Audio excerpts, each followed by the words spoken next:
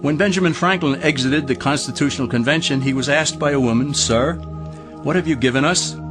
His immediate response was, "A republic, ma'am, if you can keep it." Yet most Americans today have been persuaded that our nation's governmental system is a democracy and not a republic. The difference between these two is essential in understanding Americanism and the American system. Before we discuss political systems, however, it's helpful to address the confusion that has been spread about the political spectrum. Many have been led to believe that the political spectrum places groups such as communists on the far left, fascists or dictators on the far right, and political moderates or centrists in the middle. However, a more accurate political spectrum will show government having zero power on the far right to having 100% power on the far left. At the extreme right, there is no government. The extreme left features total government under such labels as communism, socialism, Nazism, fascism, princes, potentates, dictators, kings, any form of total government. Those who claim that Nazis and fascists are right-wing never define their terms. This amounts to spreading confusion.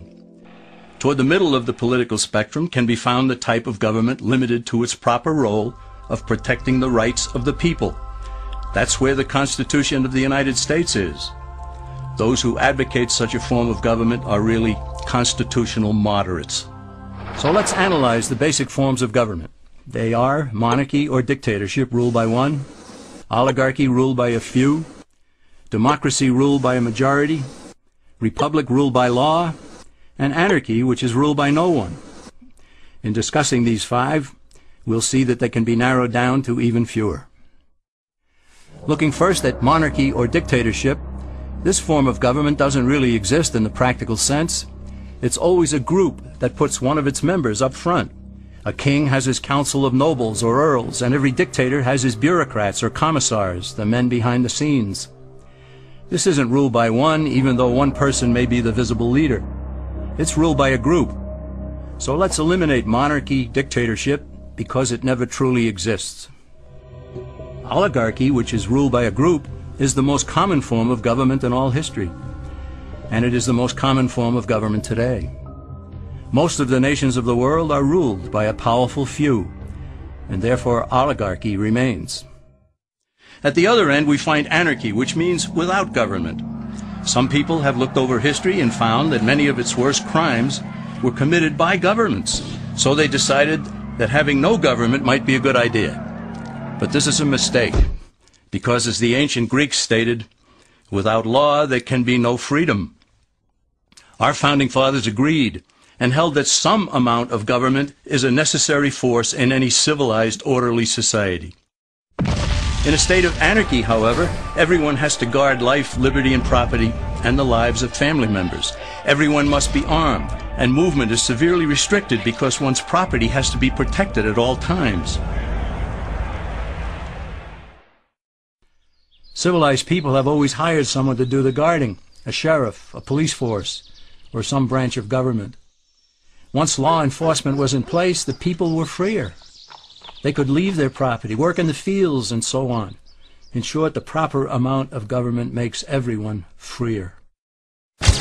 There are some who advocate anarchy, however, not because they want no government, but because they don't like what they have.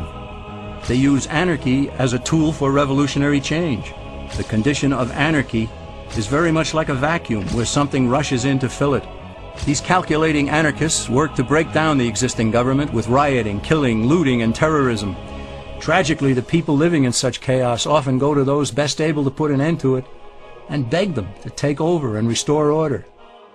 And who is best able to put an end to the chaos? The very people who started it.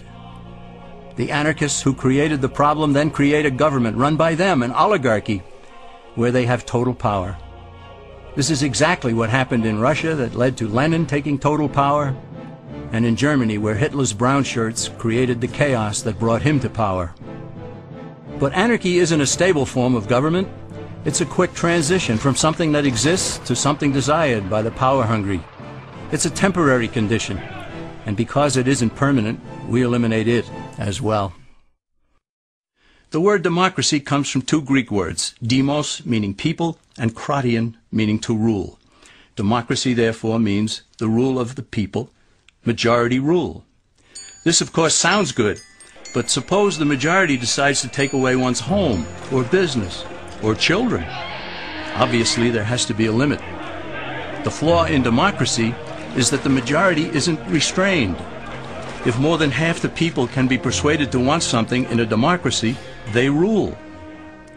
What about republic? Well, that comes from the Latin, res meaning thing, and publica meaning public. It means the public thing, the law. A true republic is one where the government is limited by law, leaving the people alone. America's founders had a clean slate to write on. They could have set up an oligarchy. In fact, there were some who wanted George Washington to be their king. But the founding fathers knew history, and they chose to give us the rule of law in a republic, not the rule of a majority in a democracy. Why? Let's demonstrate the difference in the setting of the Old West. Consider a lynch mob in a democracy. 35 horseback riders chase one lone gunman. They catch him, and they vote 35 to 1 to hang him. Democracy has triumphed, and there's one less gunman to contend with. Now consider the same scenario in a republic. The 35 horseback riders catch the gunman and vote 35 to 1 to hang him, but the sheriff arrives, and he says, "You can't kill him. He's got his right to a fair trial." So they take the gunman back to town. A jury of his peers is selected, and they hear the evidence and the defense, and they decide if he shall hang. Does the jury even decide by majority rule? No, it has to be unanimous or he goes free. The rights of the gunman aren't subject to majority rule but to the law. This is the essence of a republic. Many Americans would be surprised to learn that the word democracy does not appear in the Declaration of Independence or the U.S. Constitution, nor does it appear in any of the constitutions of the 50 states. The founders did everything they could to keep us from having a democracy.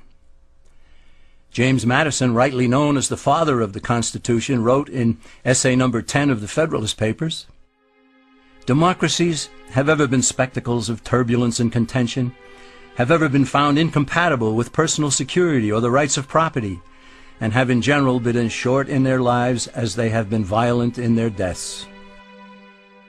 Alexander Hamilton agreed, and he stated, "We are a republican government. Real liberty is never found in despotism or in the extremes of democracy." Samuel Adams, a signer of the Declaration of Independence, stated, "Democracy never lasts long. It soon wastes, exhausts, and murders itself." The founders had good reason to look upon democracy with contempt, because they knew that the democracies in the early Greek city-states produced some of the wildest excesses of government imaginable. In every case, they ended up with mob rule, then anarchy, and finally tyranny under an oligarchy. During that period in Greece, there was a man named Solon, who urged creation of a fixed body of law not subject to majority whims. But where the Greeks never adopted Solon's wise counsel, the Romans did. Based on what they knew of Solon's laws, they created the 12 tables of the Roman law, and in effect built a republic that limited government power and left the people alone. Since government was limited, the people were free to produce, with the understanding that they could keep the fruits of their labor. In time, Rome became wealthy and the envy of the world. In the midst of plenty, however, the Roman people forgot what freedom entailed. They forgot that the essence of freedom is the proper limitation of government. When government power grows, people freedom recedes. Once the Romans dropped their guard, power-seeking politicians began to exceed the powers granted them in the Roman Constitution. Some learned that they could elect politicians who would use government power to take property from some and give it to others. Agriculture subsidies were introduced, followed by housing and welfare programs. Inevitably, taxes rose and controls over the private sector were imposed. Soon, a number of Rome's producers could no longer make ends meet, and they went on the dole. Productivity declined, shortages developed, and mobs began roaming the streets, demanding bread and circuses from the government. Many were induced to trade freedom for security. Eventually, the whole system came crashing down. They went from a republic to a democracy, and ended up with an oligarchy under a progression of the Caesars.